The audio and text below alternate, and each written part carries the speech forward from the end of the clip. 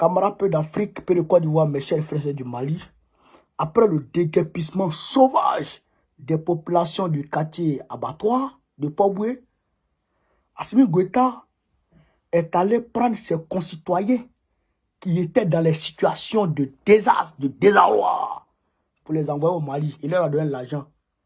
Il va les réintégrer dans la société malienne. Il allait prendre 150 de ses concitoyens parce qu'ils dormaient à la belle étoile, ils dormaient sous des bâches de fortune, comme les Ivoiriens aujourd'hui encore qui dorment là-bas. Et d'ailleurs, même, c'est pas fini, hein. Il va aller prendre encore certains qui veulent venir au Mali, là. Il va aller les chercher encore pour les avoir au Mali parce que lui, il estime que on ne peut pas traiter des êtres humains comme ça. Parce que l'abattoir, c'est les Maliens, c'est les étrangers qui sont bouchés, qui vendent la viande. Donc, il s'est senti directement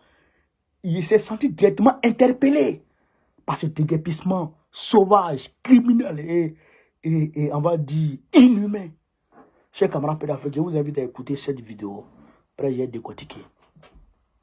Plus de 150 de nos compatriotes vivant en Côte d'Ivoire du retour au Bercail. Pourquoi ce rapatriement? Le ministre des Maliens établi à l'extérieur à l'accueil à la Tour de l'Afrique nous donne plus d'explications. On fait le point avec Almouzer Al-Kamissa Yatara. Ces Maliens de retour en provenance de la Côte d'Ivoire ont fait 2 jours de route. Ils sont arrivés ce vendredi matin, transportés par 2 bus. Le ministre des Maliens établi à l'extérieur et de l'intégration africaine et toute son équipe étaient là à l'accueil de 22h jusqu'à leur arrivée à la Tour de l'Afrique aux environs de 6h du matin. À 22h jusqu'à 6h du matin. Donc vraiment on remercie Monsieur le ministre, on remercie le gouvernement de transition. Dès le début des événements de Port-Boué à Abidjan, événements qui ont concerné nos compatriotes, notamment ceux qui sont dans les marchés à bétail et ceux qui vivent dans les habitations riveraines. Donc c'est suite à cette situation que le président de la transition a instruit de prendre toutes les dispositions pour que nos compatriotes qui désirent rentrer, qui ont exprimé le désir de rentrer au Mali, rentrent dans les meilleures conditions. Le ministre a tenu également à expliquer aux compatriotes de retour que ces événements malheureux ne sont pas une cible particulière. Ces événements se sont produits dans un contexte d'une décision souveraine d'un pays frère, la Côte d'Ivoire, dans le cadre de déguerpissement engagé dans ce pays-là depuis des mois. J'ai surtout voulu expliquer à nos compatriotes qui sont arrivés que ce qui est arrivé, ce qui leur est arrivé, ne sont pas une cible particulière, ça concernait tous ceux qui vivent sur cette zone-là. Après ce conseil prodigué par le ministre Moussa Agataher, des enveloppes symboliques ont été remises aux 150 Maliens arrivés de la Côte d'Ivoire. Il a aussi rappelé que des mesures sont prises pour le retour d'autres Maliens. Voilà, d'autres Maliens vont venir. Voilà, il a cassé le quartier. Les populations, je vais venir avec une autre vidéo, vous allez voir. Les populations sont là comme ça. Ils sont sous les bâches, les femmes, les enfants. Non, Draman Ouattara, il a été créé par qui? Il a été créé par Satan ou par Dieu? Dieu ne crée pas les hommes comme ça. Draman Ouattara est un vieux maudit. Un vieux délinquant. Coupé de route, volé de sushi dans la mosquée. Un vieux coupé de route. Brigand, drogué. C'est ça, Draman. Sinon, un être humain qui vit, qui respire, frère, il ne peut pas se comporter comme ça. Un bâtard. Mais, nous disons ici, bravo Assimi Goïta. Et c'est ça, si Tiani et puis Ibrahim Traoré peuvent suivre le même exemple, c'est bon, hein? Parce que nous, les Ivoiriens, qu'est-ce qu'ils peuvent faire? Ils n'ont pas où dormir. Ils dorment sous les bâches. Mais vos compatriotes aussi vont dormir sous les bâches. Si vous pouvez aller les chercher, en tout cas, c'est bien. Voilà, c'est bien qu'ils rentrent. Là, ils dorment sous les bâches. Voilà, si vous pouvez aller chercher, c'est bon. Voilà, maintenant, il faut aller chercher.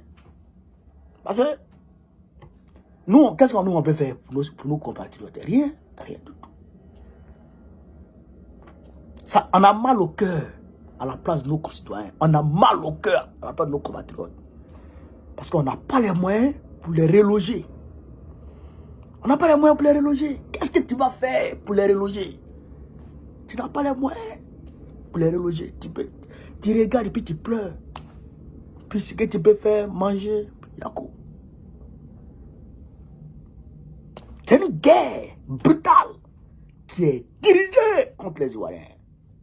Une guerre brutale.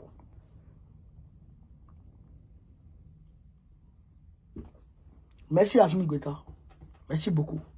Tu as vu, Draman? Toi, tu casses maison de tes concitoyens. Ceux qui n'es pas Ivoirien, tu es Burkinabé. Tu casses maison des Ivoiriens. Tu les mets à la rue. Et tu casses maison des Maliens. Assimi Goïta vient prendre ses frères pour les avoir au Mali pour aller les reloger. Puis il leur donne l'argent. C'est une leçon d'humanisme.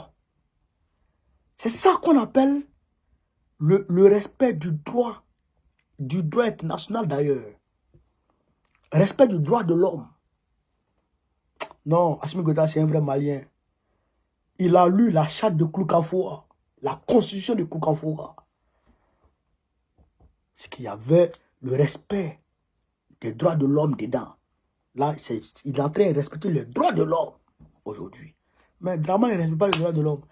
Human Rights Watch ne va pas faire des rapports sur ça.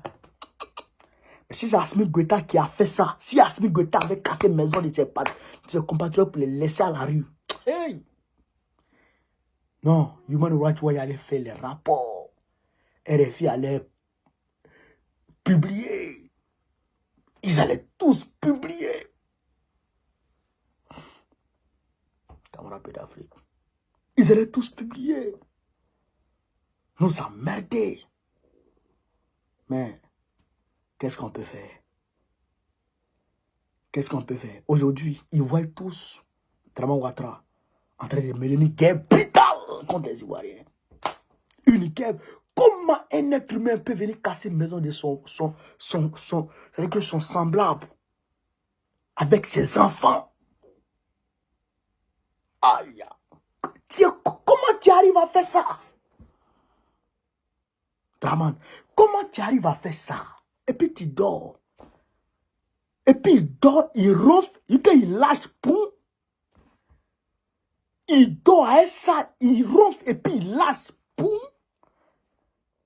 Odé. Odé. Là, il n'a qu'à lâcher devant toi. Odé, il a te frappé.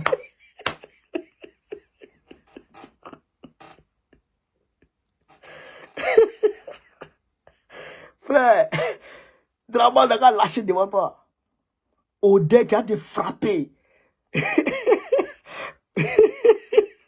Tu vas t'évanouir.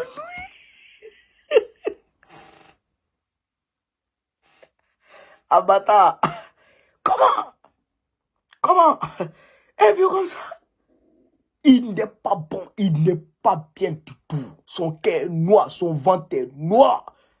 Son cerveau est pourri. Drogue talao. Il baisse la drogue le boulot à tout le monde. Il se lime dans la drogue. Même quand tu filmes drogue, frère, cocaïne, c'est que même cocaïne là, fia. Mais quand même, la pipe que tu prends pour chipper comme ça, tu n'avales pas ça. Tu n'avales pas ça. Donc, il y a un peu de lucidité qui reste en toi.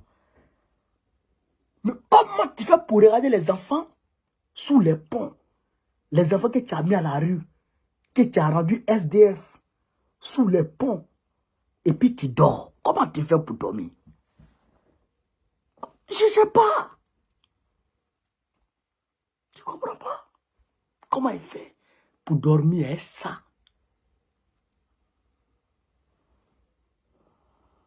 Moi, je suis dépassé. Camarades peu d'Afrique, samedi 29 juin 2024, à partir de 13h00, grande marche de Trocadéro à l'ambassade de Côte d'Ivoire. Demande à tout le monde de se mobiliser comme un seul homme. De Trocadéro à l'ambassade de Côte d'Ivoire. Ça c'est la vérité. Sur ce, vive l'Afrique libre, vive le panafricanisme, vive le président panafricain. Gbagbo, président de Côte d'Ivoire 2025, Inch'Allah. On est ensemble. Merci les gars.